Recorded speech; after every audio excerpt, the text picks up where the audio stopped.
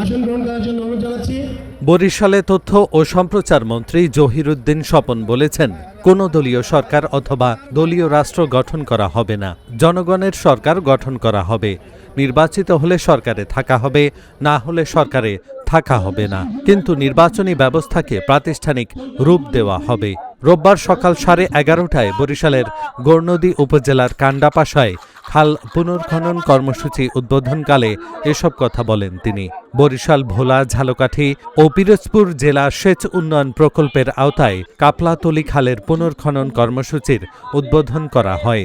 তিনি আরও বলেন, আমলা ও পুলিশকে জনগণের জন্য কাজ করার পরিবেশ তৈরি করে দিতে হবে। পরে তিনি সাংবাদিকদের প্রশ্নের জবাবে বলেন, সরকার সারা দেশে 20,000 কিলোমিটার খাল খননের পরিকল্পনা নিয়েছে, যা শীঘ্রই আনুষ্ঠানিক উদ্বোধন হবে। তারই অংশ হিসেবে বরিশালে খাল পুনর্খনন কর্মসূচি শুরু করা হয়েছে। আমাদের সরকার, তারেক রহমানের সরকার 20,000 কিলোমিটারের খাল খনন প্রকল্প আমরা হাতে নিয়েছি। আমরা আমাদের মেয়াদে এই কাজ শেষ করতে চাই এবং এই প্রকল্প আনুষ্ঠানিকভাবে শুরু করার জন্য আমাদের প্রস্তুতি চলছে। ইতিমধ্যেই মন্ত্রিপরিষদের বৈঠকে আমরা এটা নিয়ে কথা বলেছি। আমাদের আনুষ্ঠানিকভাবে শুরু করার জন্য হয়তো আরও কিছুটা সময় লাগবে। এই মুহূর্তে যে কর্মসূচিগুলি চলমান আছে শেষ প্রকল্পের, আমি আজকে তার একটা উদ্বোধন করলাম, যা পরবর্তীতে 20,000 কিলোমিটারের খাল খননের এই প্রকল্পের মধ্যেই অন্তর্ভুক্ত হয়ে পড়বে।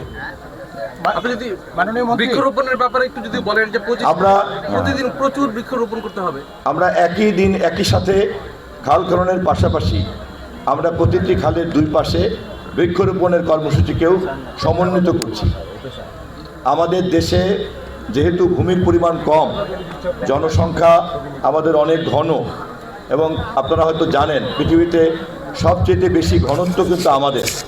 কম জায়গার মধ্যে এত লোক কিন্তু আর কোথাও বাস করে না। একমাত্র সিঙ্গাপুর এবং হংকং হচ্ছে হিট সিটি স্টেট, কিন্তু স্বাভাবিক রাষ্ট্রের মধ্যে এত জনঘনত্ব আর কারো নাই। সে কারণে আবার অপরদিকে আমাদের কৃষি জমি দিনকে দিন কমছে। আমাদের শিল্পায়নের কারণে এবং নগরায়নের কারণে সেটা কমে যাচ্ছে, ফলে বনায়ন কমে যাচ্ছে, ফলে সবুজায়ন কমে যাচ্ছে।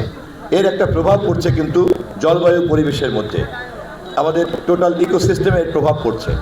আমরা সে কারণে একই সঙ্গে বনায়নকে সর্বাধিক গুরুত্ব দিচ্ছি আমাদের এই সমস্যা মোকাবেলা করার জন্য। সেই কারণেই খাল খনন কর্মসূচির পাশাপাশি সমন্বিত কর্মসূচি হিসাবে আমরা বৃক্ষরোপণ অংশগ্রহণ করছি। এই বৃক্ষরোপণ শুধু খাল খননের সঙ্গে শর্তযুক্ত নয়, আমরা প্রতিদিনই ধীরে ধীরে স্কুল, কলেজ সহ বিভিন্ন প্রতিষ্ঠান, ব্যক্তিবর্গকেও বৃক্ষায়নের জন্য এবং বনায়নের জন্য উৎসাহ দেব।